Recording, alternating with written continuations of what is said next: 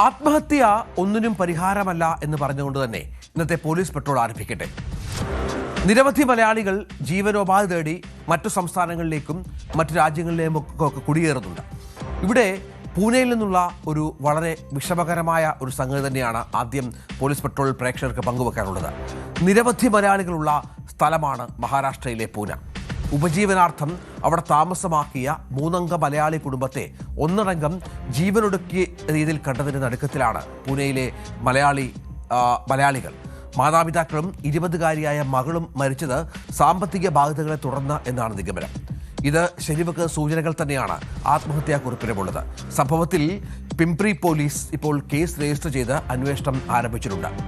അഭ്യസ്തവിദ്യരായ ദമ്പതിമാരാണ് മകളെയും കൂട്ടി ഇത്തരത്തിൽ മരണത്തിലേക്ക് പോയത് എന്നുള്ളതാണ് ഏറ്റവും ഞെട്ടുണ്ടാക്കുന്ന ഒന്ന്. സാമ്പത്തികമായി ആ കുടുംബം കുറേ നാളായി വലിയ ആശങ്കയിലായിരുന്നു. തുടർന്ന് മറ്റൊരു വഴിയുമില്ലാതെ മാർഗമില്ലാതെ കടക്കാരുടെ പ്രശ്നങ്ങളുമൊക്കെ ആ കുടുംബത്തിൽ ഉണ്ടായിരുന്നു എന്നാണ് മനസ്സിലാക്കേണ്ടത്. എഞ്ചിനീയറിംഗ് ബിരുദധാരിയും വളരെ വിദ്യാഭ്യാസമുള്ള ആളുകളുമാണ് ഈ മാതാപിതാക്കൾ എന്നുള്ളതാണ് ഏറ്റവും പ്രധാനപ്പെട്ട വിവരമായി നമുക്ക് ലഭ്യമാകുന്നത്. ഏതായാലും പോലീസ് പെട്രോളിൽ ആദ്യം നമുക്ക് ആ വാർത്തയിലേക്ക് പോകാം.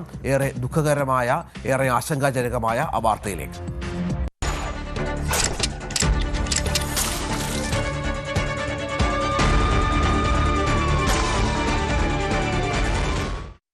പൂനെയിൽ 3 അംഗ മലയാളി കുടുംബമാണ് ഇത്തരത്തിൽ ആത്മഹത്യയിൽ അഭയം പ്രാപിച്ചത്. ഞാൻ തുടക്കത്തിൽ ആദ്യം പറഞ്ഞതുപോലെ തന്നെ ആത്മഹത്യ ഒന്നിനും പരിഹാരമല്ല.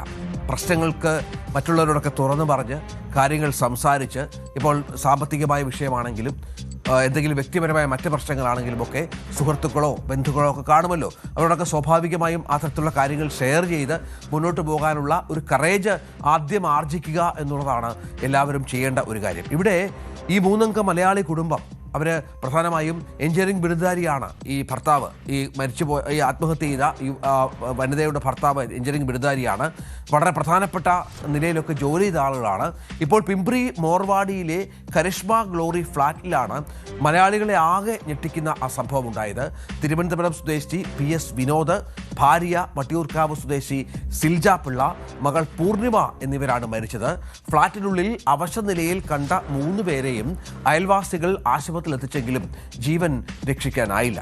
വിഷവാതകം ശ്വസിച്ചാണ് ഇവർ മരണപ്പെട്ടത് എന്നാണ് ഇപ്പോൾ സംശയം ഉയർന്നിരിക്കുന്നത്. നേരത്തെ പറഞ്ഞതുപോലെ സാമ്പത്തികമായ ഒരുപാട് ബാധ്യതകൾ ഈ കുടുംബത്തിലുണ്ടായിരുന്നു എന്ന് സൂചിപ്പിക്കുന്ന ആത്മഹത്യാ കുറിപ്പ് കൂടി ഇപ്പോൾ പോലീസ് കണ്ടെടുത്തിട്ടുണ്ട്. വിനോദ് ഓൺലൈനായി വരുത്തിയത് എന്ന് കരുതുന്ന സോഡിയം നൈട്രേറ്റ് അടങ്ങിയ പാത്രവും കുറിപ്പിനൊപ്പം കണ്ടെടുത്തു. അഹമ്മദാബാദ് IIM-ൽ കമ്പ്യൂട്ടർ സയൻസ് പഠിച്ചയാളാണ് വിനോദ് എന്നോർക്കണം. ഭാര്യ സിൽജ ഒരു സ്കൂളിൽ കോർഡിനേറ്ററായി ജോലി ചെയ്തു വരികയായിരുന്നു. ഇതിനിടയിലാണ് കുടുംബത്തെ വല്ലാതെ അസ്വസ്ഥമാക്കുന്ന, ബാധിക്കുന്ന പ്രശ്നങ്ങൾ ഉണ്ടാവുകയും തുടർന്ന് അവർ ആത്മഹത്യയിൽ അഭയം പ്രാപിക്കുകയും ചെയ്തു.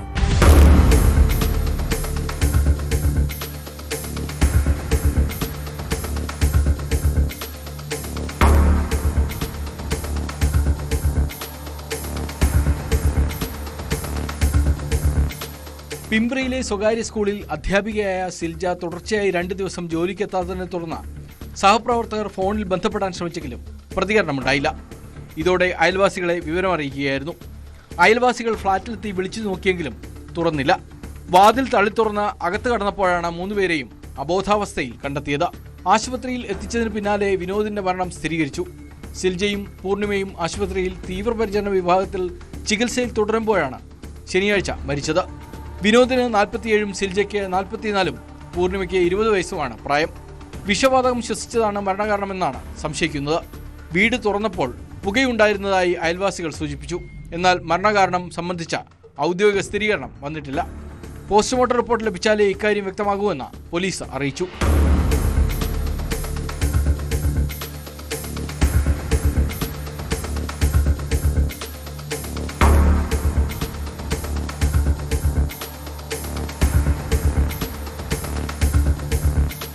പിംപ്രി മോർവാഡിയിലെ കരിഷ്മ ഗ്ലോറി ഫ്ളാറ്റിലാണ് സിൽജയും കുടുംബവും താമസിച്ചിരുന്നത്. സാമ്പത്തിക ബാധ്യതകളാണ് മരണത്തിന് പിന്നിൽ എന്ന സൂചന നൽകുന്ന ആത്മഹത്യാക്കുറിപ്പ് പോലീസ് കണ്ടെടുത്തിട്ടുണ്ട്. പൂർണിമ ഡിഗ്രി വിദ്യാർത്ഥിയായിരുന്നു. പൂനെയിൽ അടുത്ത കാലത്ത് താമസമാരംഭിച്ച കുടുംബത്തിന് പ്രദേശത്തെ മലയാളി സംഘടനകളുമായി കാര്യമായ ബന്ധമുണ്ടായിരുന്നില്ല. ഇതുമൂലം മരണവിവരം സാമൂഹ്യ പ്രവർത്തകരിലേക്കും വൈകിയാണ് എത്തിയത്. സംഭവത്തിൽ പിംപ്രി പോലീസ് കേസ് രജിസ്റ്റർ ചെയ്ത് അന്വേഷണം ആരംഭിച്ചു. ആത്മഹത്യാക്കുറിപ്പിലെ വിവരങ്ങളും കുടുംബത്തിന്റെ സാമ്പത്തിക ബാധ്യതകളും കേന്ദ്രീകരിച്ചാണ് നിലവിൽ അന്വേഷണം പുരോഗമിക്കുന്നത്. മറ്റെന്തെങ്കിലും കാരണങ്ങളുണ്ടോ എന്നും പരിശോധിച്ചു വരികയാണ്.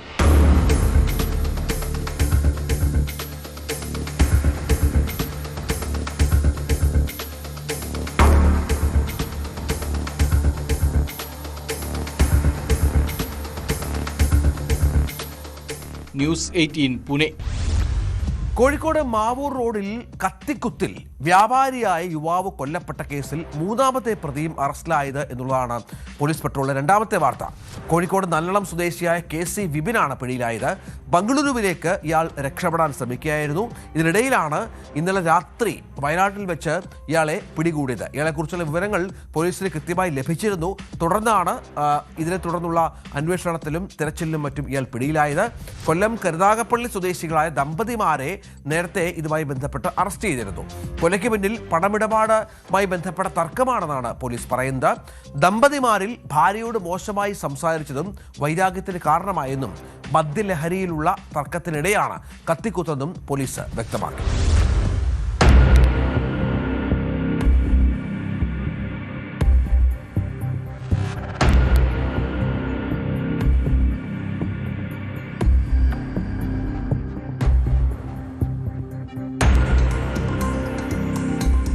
കേസിൽ കൊല്ലം കരുനാഗപ്പള്ളി ശങ്കരമംഗലം സ്വദേശി നജീബ് മനസ്സിലിൽ N നജീബ്, പങ്കാളി അരക്കിണർ സ്വദേശിനി നൌഷിദ എന്നിവരെ കഴിഞ്ഞ ദിവസം തന്നെ പോലീസ് അറസ്റ്റ് ചെയ്തിരുന്നു. കോഴിക്കോട് നല്ലളം സ്വദേശിയായ KC വിപിനാണ് ഒടുവിൽ പിടിയിലായത്. ബംഗളൂരുവിലേക്ക് രക്ഷപ്പെടാൻ ശ്രമിക്കുന്നതിനിടെ ശനിയാഴ്ച രാത്രി വയനാട്ടിൽ നിന്നാണ് ഇയാളെ പിടികൂടിയത്. നജീബിന്റെ ആവശ്യപ്രകാരം വീട്ടിലുള്ള കത്തി കൊണ്ടുവന്നത് നൌഷിദയാണെന്ന് പോലീസ് വ്യക്തമാക്കി. നജീബിൽ നിന്ന് 10,000 രൂപ കൊല്ലപ്പെട്ട ആദിൽ കടം വാങ്ങിയിരുന്നു. അതിൽ 5,000 രൂപ തിരിച്ചു കൊടുക്കാനുണ്ട്.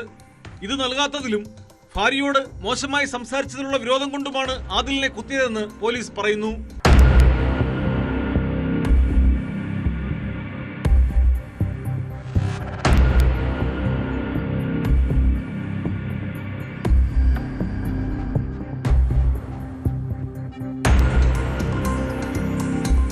വെള്ളിയാഴ്ച രാത്രി 8:47 മാവൂർ റോഡിലായിരുന്നു നഗരത്തെ നടക്കിയ കൊലപാതകം. മിഠായി തെരുവിലെ വ്യാപാരിയും ബേപ്പൂർ നടുവട്ടം സ്വദേശിയുമാണ് കൊല്ലപ്പെട്ട 39-കാരൻ ആദിൽ റോഷൻ. വാക്കുതർക്കം മൂർച്ഛിക്കുന്നതിനിടെയാണ് ആദിലിന് കുത്തേറ്റത്. ഗുരുതരമായി പരിക്കേറ്റ ഇയാളെ സമീപത്തുണ്ടായിരുന്ന ഓട്ടോറിക്ഷ തൊഴിലാളികൾ ഉടൻ നഗരത്തിലെ സ്വകാര്യ ആശുപത്രിയിൽ എത്തിച്ചെങ്കിലും ജീവൻ രക്ഷിക്കാനായില്ല. അക്രമത്തിന് ശേഷം സംഭവസ്ഥലത്ത് നിന്ന് ഓട്ടോറിക്ഷയിൽ കയറി രക്ഷപ്പെട്ട ദമ്പതിമാരെ പോലീസ് മണിക്കൂറുകൾക്കകം കസ്റ്റഡിയിലെടുത്തിരുന്നു. കൊലപാതകത്തിൽ വിപിനും പങ്കുണ്ടെന്ന് വ്യക്തമായതോടെയാണ് ഇയാളെയും അറസ്റ്റ് ചെയ്തത്.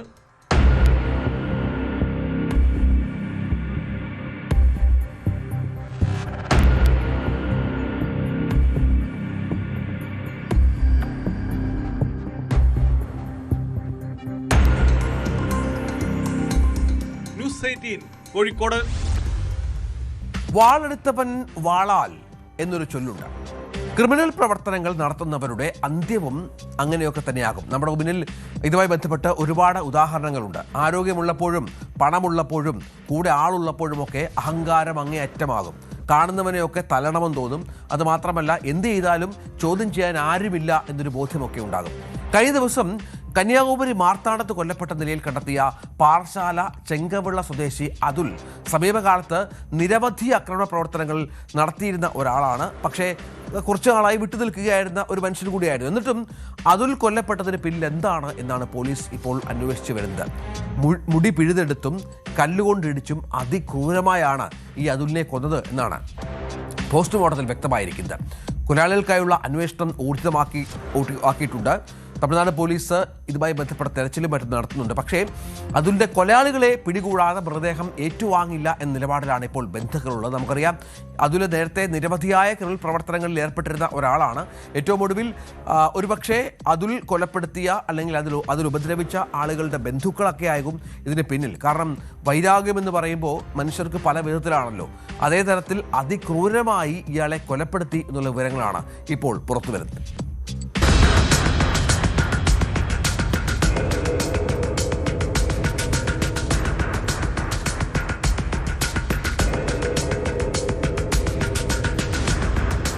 കാപ്പ ഉൾപ്പെടെ നിരവധി ക്രിമിനൽ കേസുകളിൽ പ്രതിയായ യുവാവിനെയാണ് മാർത്താണ്ഡത്തിന് സമീപം വെട്ടിക്കൊന്ന് ആറ്റിൽ തള്ളിയ നിലയിൽ കണ്ടെത്തിയത്. മഹിളാ കോൺഗ്രസ് കാരോട് മണ്ഡലം പ്രസിഡന്റ് ചെങ്കവിള വെളിയങ്കോട്ടുകോണം സ്വദേശി ശൈലജയുടെ മകനാണ് മരിച്ച അതുൽ. മാർത്താണ്ഡത്തിന് സമീപം കണ്ണക്കോടാറ്റിലാണ് കഴിഞ്ഞ ദിവസം ഈ 29-കാരനെ മരിച്ച നിലയിൽ കണ്ടെത്തിയത്. മൃതദേഹത്തിന് 3 ദിവസത്തിലധികം പഴക്കമുണ്ടെന്നാണ് പോലീസ് പറയുന്നത്. മൃതദേഹം കണ്ടെത്തിയ കണ്ണക്കോട് നിന്ന് 4 കിലോമീറ്റർ അകലെ ചിതറാലിന് സമീപം അതുൽ ഉപയോഗിച്ചിരുന്ന ഓൾട്ടോ കാർ ഉപേക്ഷിച്ച നിലയിൽ കണ്ടെത്തിയിരുന്നു. നമ്പർ പ്ലേറ്റ് ഇല്ലാതെ ചില്ലുകൾ തകർത്ത നിലയിൽ കണ്ട കാറിൽ രക്തക്കറകളും ഉണ്ടായിരുന്നു. അതുലിനെ കൊലപ്പെടുത്തിയ ശേഷം ആറ്റിൽ തള്ളിയതാവാമെന്നാണ് പോലീസിന്റെ നിഗമനം.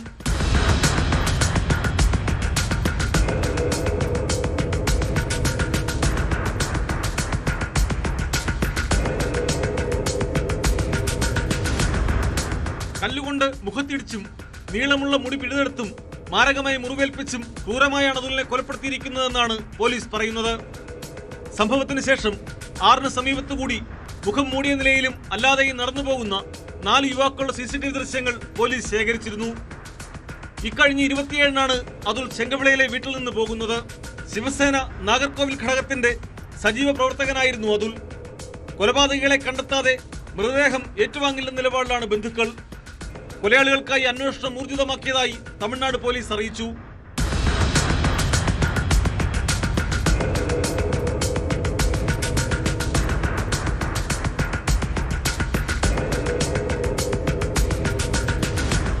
ന്യൂസ് 18 നെയ്യാറ്റിൻകര.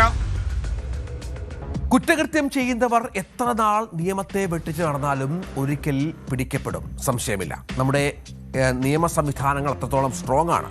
ആർജവമുള്ള പോലീസ് സംവിധാനം നമുക്കുണ്ട്. അവർ പ്രവർത്തിക്കുക എന്നത് മാത്രമാണ് ചെയ്യേണ്ടത്. പാലക്കാട്ട് 6 വയസ്സുകാരനെ ലോറി ഇടിപ്പിച്ച് കൊലപ്പെടുത്തിയ കേസിൽ പ്രതിയായ ഡ്രൈവർ 30 വർഷത്തിന് ശേഷമാണ് അറസ്റ്റിലാകുന്നത്. തമിഴ്നാട് പഴയ മദ്രാസ് മോസ്ക് സ്ട്രീറ്റ് സ്വദേശിയായ ഇളം തമിഴൻ പരമശിവത്തെയാണ് ആലത്തൂർ പോലീസ് അറസ്റ്റ് ചെയ്തത്. പ്രതിയെ കോടതി റിമാൻഡ് ചെയ്തു. ഓർക്കണം, 30 വർഷം മുമ്പുള്ള കേസാണ്. ഇയാൾ പല വിധത്തിൽ ഒളിച്ചു കഴിയുകയായിരുന്നു. പക്ഷേ പോലീസ് ഈ കേസിന്റെ പുറകെ ഉണ്ടായിരുന്നു. നേരത്തെ പറഞ്ഞതുപോലെ പോലീസ് സംവിധാനം ഉണർന്ന് പ്രവർത്തിച്ചപ്പോൾ ഇയാൾ പിടിയിലാവുകയും ചെയ്തു.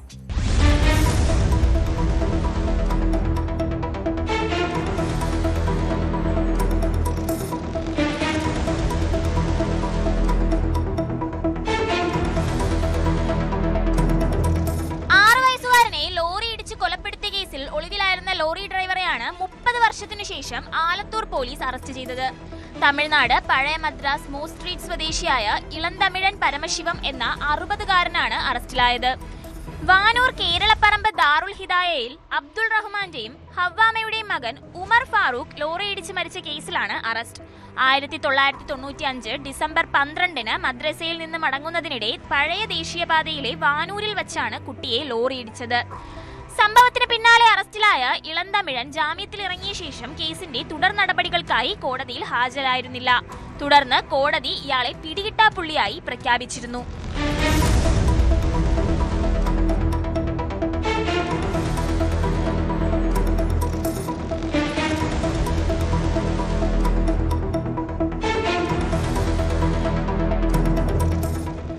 ചെന്നൈയിലെ മേൽവിലാസം കണ്ടെത്തിയ ആലത്തൂർ പോലീസ് സ്റ്റേഷനിലെ senior CPO M Midhun, CPO S Harish എന്നിവർ ഇയാളെ തിരിച്ചറിഞ്ഞു.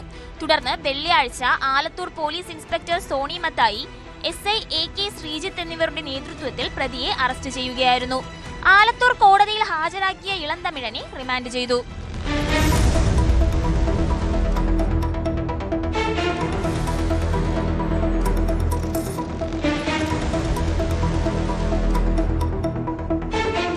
ന്യൂസ് 18 പാലക്കാട്.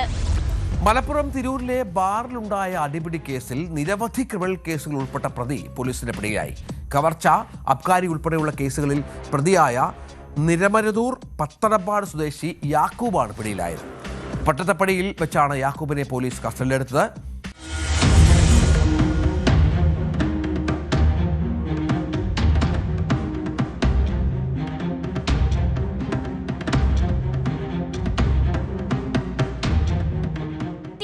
ബാറിൽ നടന്ന ആക്രമണ കേസിലാണ് നിരവധി ക്രിമിനൽ കേസുകളിലെ പ്രതിയെ തിരൂർ പോലീസ് അറസ്റ്റ് ചെയ്തത്.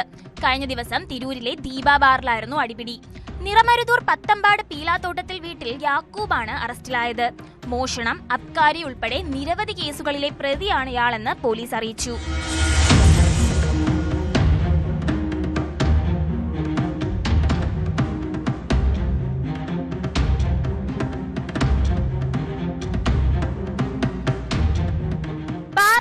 വെട്ടുകിളിയിൽ കോട്ട സ്വദേശിയായ സാജിദിന് ഗുരുതരമായി പരിക്കേറ്റിരുന്നു.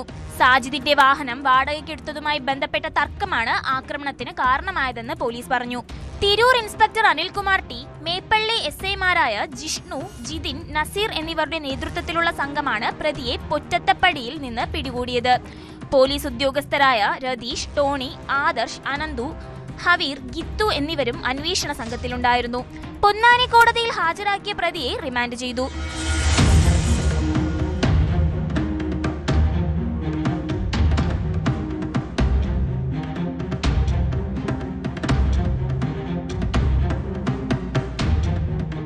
ന്യൂസ് 18 തിരൂർ.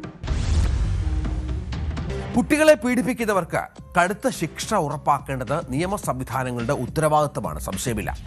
തിരുവനന്തപുരം നെയ്യാറ്റിൻകരയിൽ 11 വയസ്സുകാരിയെ പീഡിപ്പിച്ച പ്രതിക്ക് കോടതി 20 വർഷമാണ് കഠിന തടവും 1 ലക്ഷം രൂപ പിഴയും വിധിച്ചത്.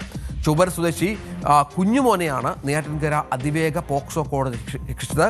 2015 കേസിനാസ്പദമായ സംഭവം ഉണ്ടായത്. സ്കൂളിലേക്ക് പോയ കുട്ടിയെ അമ്മയുടെ പരിചയക്കാരനാണെന്ന് പറഞ്ഞ് വിശ്വസിപ്പിച്ച് കാറിൽ കയറ്റിക്കൊണ്ടുപോയായിരുന്നു പീഡനം.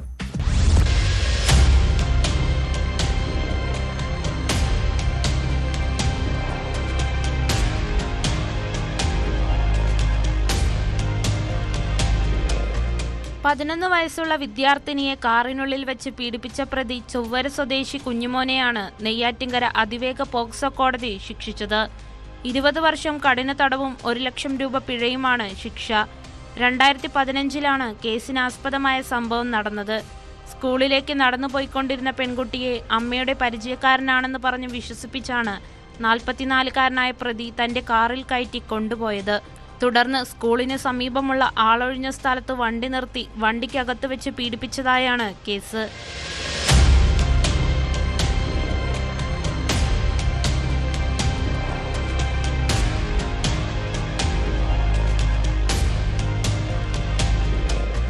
അതിജീവിത ക്ലാസ് ടീച്ചറോട് വിവരം പറഞ്ഞതിന്റെ അടിസ്ഥാനത്തിലാണ് സംഭവം പുറത്തറിഞ്ഞതും പ്രതിക്കെതിരെ കേസെടുത്തതും. ഫോർട്ട് അസിസ്റ്റന്റ് കമ്മീഷണറായിരുന്ന R. സുധാകരൻ പിള്ളയാണ് പ്രതിക്കെതിരെ കേസെടുത്ത് അന്വേഷണം നടത്തി കുറ്റപത്രം സമർപ്പിച്ചത്. അതിവേഗ പോക്സോ കോടതി 1 ജഡ്ജി KM സുജയാണ് ശിക്ഷ വിധിച്ചത്. പിഴ ഒടുക്കിയില്ലെങ്കിൽ അധികമായി 3 വർഷം കൂടി തടവ് ശിക്ഷ അനുഭവിക്കണം. പ്രോസിക്യൂഷന് വേണ്ടി special public prosecutor Poovachal F. Vinod, advocate VR. Mayadevi എന്നിവർ കോടതിയിൽ ഹാജരായി.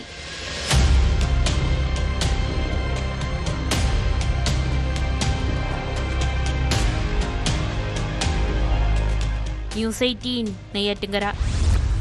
തൃശൂർ വടക്കേക്കാട് ജുവലറിയിലെ കവർച്ചാശ്രമത്തിൽ 2 പേർ പിടിയിലായി. പൊന്നാനി സ്വദേശികളായ സുഹൈൽ, നൌഷാദ് എന്നിവരാണ് പിടിയിലായത്. കഴിഞ്ഞ വ്യാഴാഴ്ച പുലർച്ചെയായിരുന്നു മോഷണ ശ്രമം. പ്രതികൾ ജുവലറിയുടെ ഭിത്തി തുറന്ന് അകത്തു കയറിയെങ്കിലും അലാറം മുഴങ്ങിയതോടെ ഓടി രക്ഷപ്പെടുകയായിരുന്നു. കേസിൽ ഇനി ഒരാൾ കൂടി പിടിയിലാകാനുണ്ട് എന്ന് പോലീസ് അറിയിച്ചു.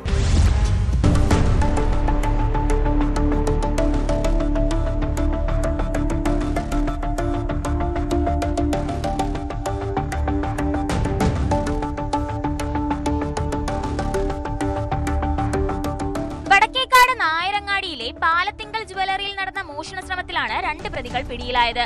വ്യാഴാഴ്ച പുലർച്ചെ 2:30 പ്രതികൾ ജുവലറിയുടെ പിൻവശത്തെ ചുമര് തുറന്ന് അകത്തു കയറിയെങ്കിലും അലാറം മുഴങ്ങിയതോടെ ശ്രമം ഉപേക്ഷിച്ച് ഓടി രക്ഷപ്പെടുകയായിരുന്നു. ജുവലറിയുടെ ലോക്കർ റൂമിന് പിറകിലെ ചുമർ ഒരാൾക്ക് കടന്നുപോകാൻ പാകത്തിലാണ് തുറന്നത്. ആദ്യം ശബ്ദം കേട്ടതിനെ തുടർന്ന് നാട്ടുകാർ ജുവലറി ഉടമയെ വിവരമറിയിക്കുകയും CCTV പരിശോധിക്കുകയും ചെയ്തിരുന്നു. എന്നാൽ സംശയാസ്പദമായി ഒന്നും കാണാത്തതിനെ തുടർന്ന് കാര്യമാക്കിയിരുന്നില്ല. പിന്നീട് അലാറം അടിച്ചതോടെയാണ് വീണ്ടും പരിശോധന നടത്തുകയും വടക്കേക്കാട് പോലീസിൽ വിവരമറിയിക്കുകയും ചെയ്തത്. തൊട്ടടുത്തുള്ള മറ്റ് ക്യാമറകളിൽ മോഷ്ടാവിന്റെ ദൃശ്യങ്ങൾ പതിഞ്ഞിട്ടുണ്ടെങ്കിലും ഗ്ലൗസും മുഖംമൂടിയും ധരിച്ചിരുന്നതിനാൽ ആളെ തിരിച്ചറിയാനായിരുന്നില്ല. തുടർന്ന് പോലീസ് നടത്തിയ വിശദമായ അന്വേഷണത്തിലാണ് പ്രതികളെ തിരിച്ചറിഞ്ഞത്. പൊന്നാനി സ്വദേശികളായ സുഹൈൽ, നൌഷാദ് എന്നിവരാണ് കേസിൽ പിടിയിലായത്. അറസ്റ്റിലായ പ്രതികളെ സ്ഥലത്തെത്തിച്ച് തെളിവെടുപ്പ് നടത്തി.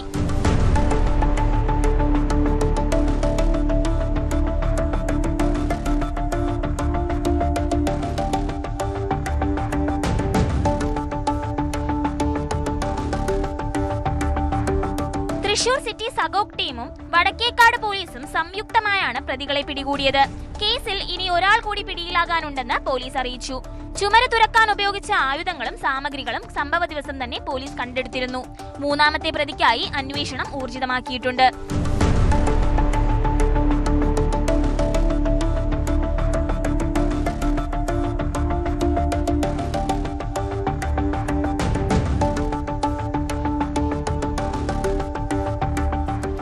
ന്യൂസ് 18 തൃശൂർ. നമുക്കിനി നെയ്യാറ്റിൻകരയിലേക്ക് ഒന്ന് പോകണം. അവിടെ കുപ്രസിദ്ധ ഗുണ്ടയാണ് മൂക്കൻ അനന്തു എന്ന അനന്തു. നാട്ടുകാരുടെ പേടി സ്വപ്നം കൂടിയാണ് ഇയാൾ നിരവധി ക്രിമിനൽ കേസുകളിൽ പ്രതിയാണ്.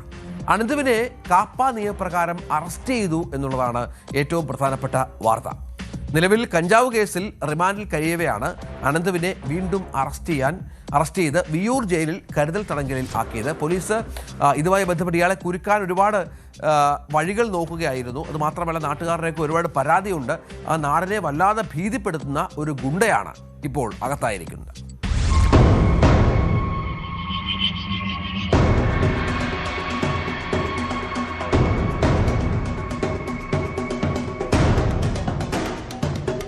കുപ്രസിദ്ധ ഗുണ്ട വെൺപകൽ പൂതംകോട് മഞ്ജു നിവാസിൽ മൂക്കൻ അനന്തു എന്ന അനന്തുവാണ് കാപ്പ നിയമപ്രകാരം അറസ്റ്റിലായത്.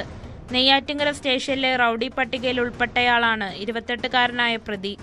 റൂറൽ ജില്ലാ പോലീസ് മേധാവി പ്രശാന്തൻ കാണിയുടെ റിപ്പോർട്ടിന്റെ അടിസ്ഥാനത്തിൽ ജില്ലാ കളക്ടറാണ് പ്രതിയെ കാപ്പ ചുമത്തി കരുതൽ തടങ്കലിലാക്കാൻ ഉത്തരവിട്ടത്.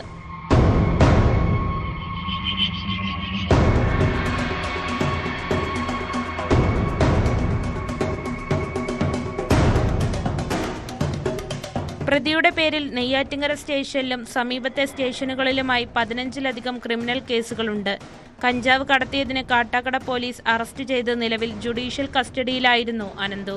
Neyyattinkara police inspector P Pradeep, grade SI Santhosh Kumar എന്നിവർ ചേർന്നാണ് പ്രതിയെ കസ്റ്റഡിയിലെടുത്തത്.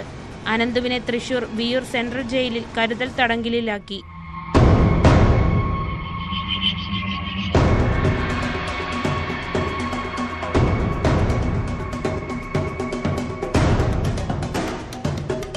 ന്യൂസ് 18 നെയ്യാറ്റിങ്കര. പരിശോധന എത്ര ശക്തമാക്കിയിട്ടും സംസ്ഥാനത്തേക്ക് സ്വർണ്ണക്കടത്ത് തുടരുകയാണ്. വിവിധ വിമാനത്താവളങ്ങൾ കേന്ദ്രീകരിച്ച് കസ്റ്റംസ് ഡിപ്പാർട്ട്മെന്റ് നടത്തിയ വ്യാപക പരിശോധനകളിൽ വൻ സ്വർണ്ണവേട്ടയാണ് അടുത്തിടെ ഉണ്ടായത്. കഴിഞ്ഞ 2 ആഴ്ചക്കിടയിൽ 14 കേസുകളിലായി 11 കോടി രൂപയിലധികം വില മതിക്കുന്ന 8 കിലോഗ്രാം സ്വർണം കസ്റ്റംസ് പിടിച്ചെടുത്തു എന്നുള്ളതാണ് ഏറ്റവും പ്രധാനപ്പെട്ട വാർത്ത. സംഭവത്തിൽ 6 മലയാളികളും 3 തമിഴ്നാട് സ്വദേശികളും ഉൾപ്പെടെ 9 പേരെയാണ് അറസ്റ്റ് ചെയ്തത്.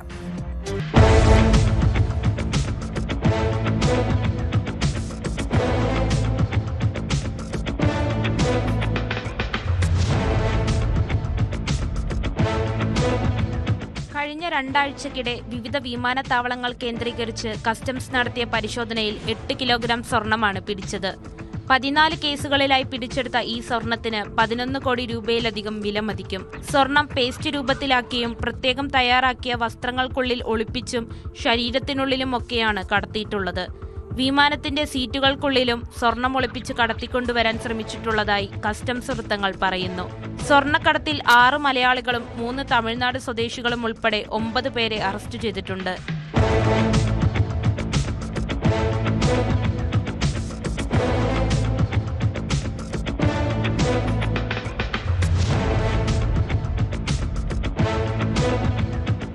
റവന്യൂ ഇന്റലിജൻസും കേരള പോലീസും കസ്റ്റംസുമായി ചേർന്ന് നടത്തിയ മികച്ച ഏകോപനവും സഹകരണവുമാണ് പല കേസുകളിലും സ്വർണം പിടികൂടാൻ സഹായകരമായതെന്ന് കൊച്ചി കസ്റ്റംസ് കമ്മീഷണർ അറിയിച്ചു. ഇത്തരം തട്ടിപ്പുകൾ തടയുന്നതിനായി യാത്രക്കാരുടെ പ്രൊഫൈലിംഗും ഇന്റലിജൻസ് നിരീക്ഷണവും കസ്റ്റംസ് കൂടുതൽ ശക്തമാക്കിയിട്ടുണ്ട്. കള്ളക്കടത്ത് സംഘങ്ങൾക്ക് പിന്നിൽ പ്രവർത്തിക്കുന്ന സാമ്പത്തിക സ്രോതസ്സുകളെയും ഏജന്റുമാരെയും കണ്ടെത്തുന്നതിനായി അന്വേഷണം ഊർജിതമാക്കി.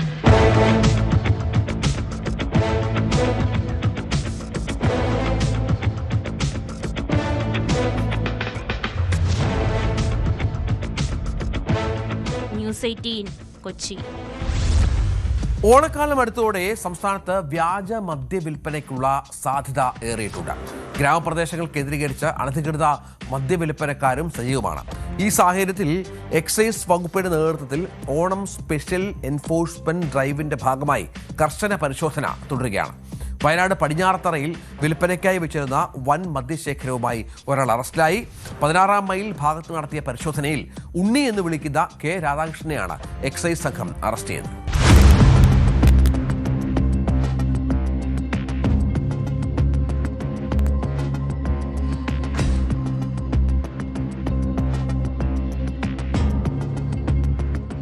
ഓപ്പറേഷൻ തണ്ടറിന്റെയും ഓണം സ്പെഷ്യൽ എൻഫോഴ്സ്മെന്റ് ഡ്രൈവിന്റെയും ഭാഗമായി Kalpetta excise range inspector G ജിഷ്ണുവും സംഘവും നടത്തിയ റെയ്ഡിലാണ് അനധികൃത മദ്യശേഖരം പിടികൂടിയത്. പടിഞ്ഞാറേത്തറ 16-ാം മൈൽ ഭാഗത്ത് നടത്തിയ പരിശോധനയിൽ സരസ്വതി ഭവൻ വീട്ടിൽ ഉണ്ണി എന്ന് വിളിക്കുന്ന കെ രാധാകൃഷ്ണനെയാണ് അറസ്റ്റ് ചെയ്തത്. ഇയാളുടെ വീട്ടിൽ നിന്ന് 40 കുപ്പികളിലായി സൂക്ഷിച്ചിരുന്ന 20 ലിറ്റർ ഇന്ത്യൻ നിർമ്മിത വിദേശ മദ്യം കണ്ടെടുത്തു.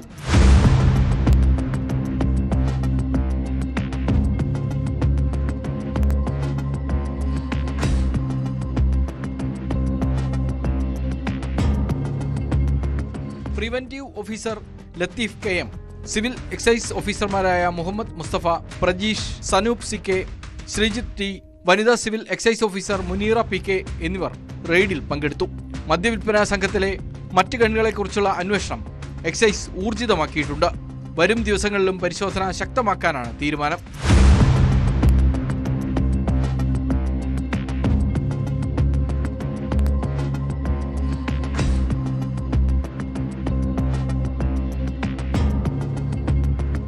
ന്യൂസ് 18 വയനാട്. നമുക്കിനി കുറ്റകൃത്യങ്ങളുടെ മറ്റു ചില വാർത്തകൾ ചുരുക്കത്തിൽ നോക്കാം.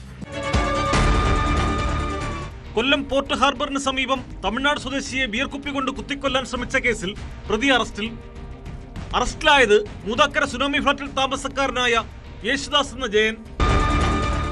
ബസ് സമയത്തെ ചൊല്ലിയുള്ള തർക്കത്തെ തുടർന്ന് തൊടുപുഴ പട്ടയങ്കവലയിൽ റോഡിന് നടുവിൽ ബസ് നിർത്തിയിട്ട് സ്വകാര്യ ബസ് ഡ്രൈവറുടെ പ്രതിഷേധം. അരമണിക്കൂറോളം ഗതാഗതം തടസ്സപ്പെട്ടു. ബസ് മാറ്റിയത് പോലീസ് എത്തിയ ശേഷം.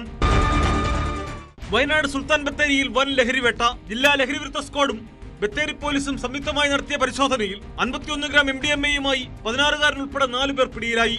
അറസ്റ്റിലായത് കൽപ്പറ്റ മണിയങ്കോട് സ്വദേശി ബി വിഷ്ണു, കുപ്പാട് സ്വദേശി മുഹമ്മദ് അൻസിൽ, ഗുണ്ടൽപേട്ടിൽ ലഹരിമരുന്ന് കൈമാറിയ വെള്ളമുണ്ട സ്വദേശി CS അമൽ എന്നിവർ.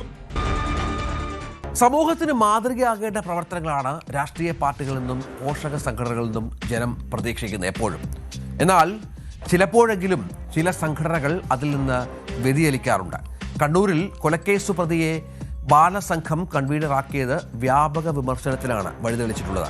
BMS നേതാവിനെ കൊലപ്പെടുത്തിയ കേസിൽ 1-ാം പ്രതിയായ TCV നന്ദകുമാറിനാണ് പയ്യന്നൂർ വെള്ളൂർ വെസ്റ്റ് വില്ലേജിന്റെ ചുമതല നൽകിയത്. പോലീസിനെ ബോംബെറിഞ്ഞ് കൊലപ്പെടുത്താൻ ശ്രമിച്ച കേസിൽ ശിക്ഷിക്കപ്പെട്ട് നിലവിൽ ജയിലിലാണ് ഇയാൾ. 20 വർഷത്തേക്കാണ് നന്ദകുമാറിനെ കോടതി ശിക്ഷിച്ചത്. തീരുമാനം സംഘടന തിരുത്തുമെന്ന് നമുക്ക് പ്രതീക്ഷിക്കണം. കാരണം ബാലസംഘം എന്ന് പറയുമ്പോൾ കുട്ടികളെ കാണേണ്ടതും കുട്ടികളുമായി സംസാരിക്കേണ്ടതും കുട്ടികൾക്ക് അറിവ് പകരേണ്ടതും കുട്ടികൾക്ക് പ്രതീക്ഷ നൽകേണ്ടതും കുട്ടികളെ ഭാവിയിലേക്ക് വളർത്തിയെടുക്കേണ്ടതും അങ്ങനെയുള്ള ഒരുപാട് കടമകൾ നിർവഹിക്കേണ്ട ഒരു സംഘടനയാണ്. അതിൻ്റെ തലപ്പത്ത് അങ്ങനെ ഒരാൾ വരിക എന്ന് പറയുമ്പോൾ സംശയമില്ല അത് മോശം പ്രതീതി ഉണ്ടാക്കും. അങ്ങനെ മനോഭാവമുള്ള ഒരാൾ കുട്ടികൾക്ക് എന്ത് മനസ്സിലാക്കി കൊടുക്കാൻ സാധിക്കും എന്നുള്ളതും വളരെ പ്രധാനപ്പെട്ടതാണ്. അതുകൊണ്ട് തന്നെ ഉത്തരവാദിത്തപ്പെട്ട രാഷ്ട്രീയ കക്ഷികൾ, ഇപ്പോൾ കൊലപാതകം എന്ന് പറയുമ്പോൾ അത് ക്രൈമാണ്, സംശയമില്ല. പൊതുപ്രവർത്തകർ ഇതുമായി ബന്ധപ്പെട്ട് വിജിലൻ്റ് ആവേണ്ട പശ്ചാത്തലമൊക്കെയുണ്ട്. നേരത്തെ പറഞ്ഞതുപോലെ സംഘടനകൾക്ക് ഉത്തരവാദിത്തങ്ങളുണ്ട്. കുട്ടികളുമായി ബന്ധപ്പെട്ട് ഭാവി തലമുറയെ വാർത്തെടുക്കുക എന്ന് പറയുമ്പോൾ അവരെ കൊടുക്കേണ്ടത് അത്തരത്തിലുള്ള ആളുകൾക്ക് മുന്നിലേക്കാണ്. അവർ മനസ്സിലാക്കേണ്ടത് എങ്ങനെ സമൂഹത്തിൽ ജീവിക്കണം എന്നുള്ളതാണ്, എങ്ങനെ മുന്നോട്ട് പോകണം എന്നുള്ളതാണ്, ഭാവി തലമുറ എങ്ങനെ ഉണ്ടാവണം എന്നുള്ളതാണ്. സ്വാഭാവികമായും ഇത്തരക്കാരെ അതിൻ്റെ കടിഞ്ഞാണ് ഏൽപ്പിക്കുക എന്ന് പറയുമ്പോൾ നമ്മളെ സംബന്ധിച്ചിടത്തോളം അതത്ര സുഖകരമായ ഒരു കാര്യമല്ല, അത്ര ഗുണകരമായ ഒന്നല്ല, ഹിതകരമായ ഒന്നല്ല. ഇന്നത്തെ പോലീസ് പെട്രോൾ പൂർത്തിയാവുകയാണ്. നമസ്കാരം.